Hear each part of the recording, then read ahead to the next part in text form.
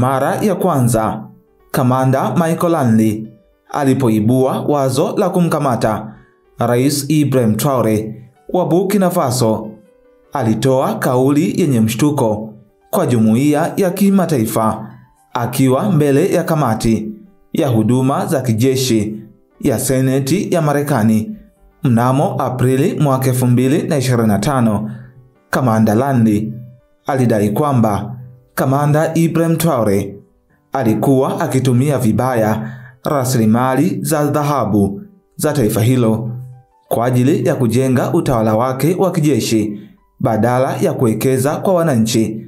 Kauli hiyo ilizua mtafaruku mkubwa, kwani ilitafsiriwa kama jaribio la Marekani kuhalalisha uingiliaji katika mambo ya ndani ya taifa huru. Kamanda Langley alisisitiza kuwa zaidi ya dola bilioni 4 kutoka kwenye mauzo ya dhahabu ilielekezwa kwenye mifumo ya kijeshi ya serikali ya Traore badala ya huduma za kijamii kama elimu na afya. Aliongeza kuwa hatua hiyo ilikuwa inachochea ukosefu wa utulivu katika eneo la Sahel ambalo tayari linaathirika na makundi ya kigaidi kama AQIM na ISIS. Ingawa hakukuwa na ushahidi wa moja kwa moja, Kamanda Langley alidai taarifa hizo zinatokana na vyanzo vya kijasusi vya Marekani na washirika wake wa Magharibi. Serikali ya Burkina Faso ilijibu vikali kwa kusema kwamba Kamanda Langley alikuwa anatekeleza ajenda za kimkakati ya mataifa ya Magharibi ya kutaka kuiba dhahabu ya Afrika kwa njia za kisingizio cha usalama. Msemaji wa serikali alieleza kwamba chini ya uongozi wa Traore, taifa hilo limepiga hatua katika kuimarisha udhibiti wa dhahabu, ikiwa ni pamoja na kuanzisha kiwanda cha kwanza cha kusafisha dhahabu nchini humo. Hii ilikuwa hatua ya kihistoria ya kujinasua kutoka utegemezi wa kiuchumi wa makampuni ya kigeni. Kamanda Michael Langley hivi majuzi, wakati akizungumza na vyombo vya habari, alitetea uamuzi wake wa kuliomba bunge la Senate la Marekani kutoa ruhusa ya kukamatwa kwa Kamanda Ibrahim Traore kwa kosa la matumizi mabaya ya rasilimali za nchi ya Burkina Faso.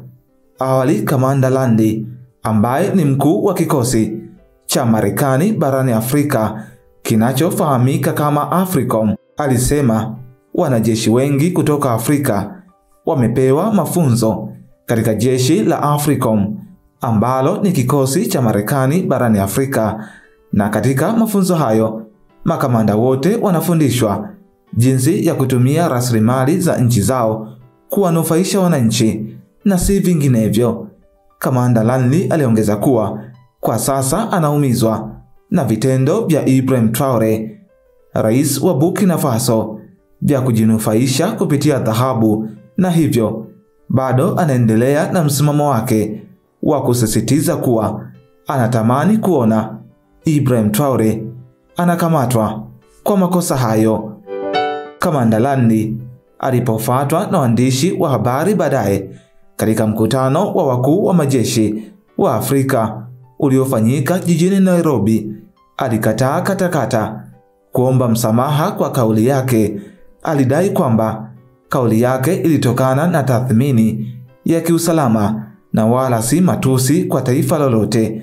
Kukataa kwake kuomba radhi kulizua hisia kali barani Afrika, huku baadhi ya viongozi wakilalamika kuwa Marekani haiko tayari kukubali makosa yake inapohusika na kusababisha vurugu na uharibifu mkubwa katika nchi nyingi za Kiafrika.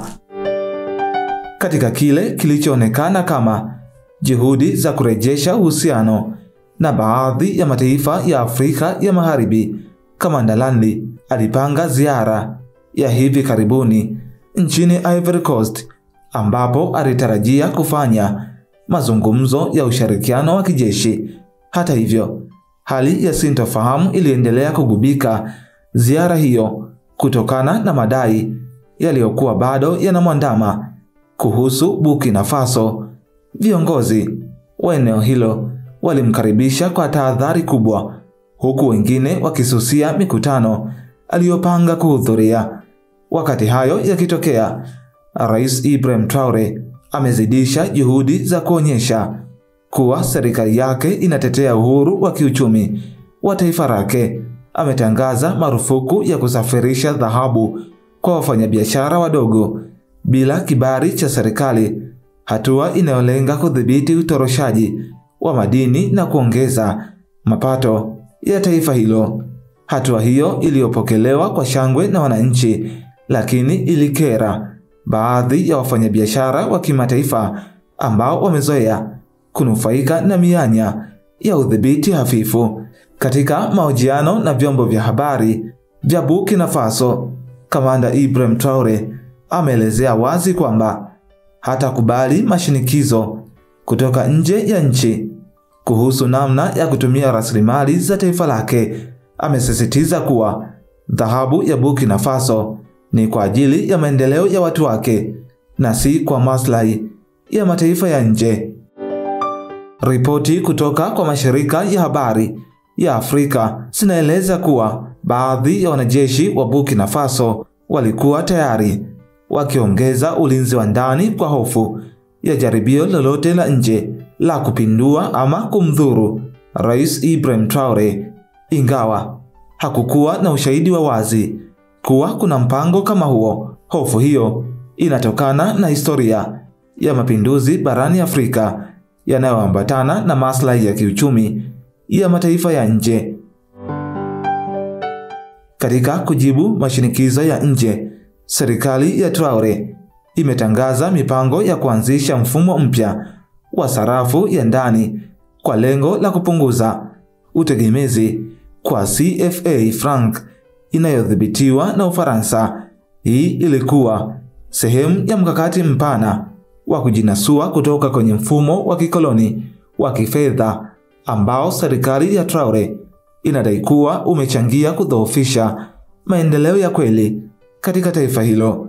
Baada ya wiki kadhaa za ukimya, msemaji wa Pentagon amejaribu kupooza hali kwa kusema kuwa Marekani inaendelea kufanya kazi na serikali ya Burkina Faso katika masuala ya pamoja ya usalama.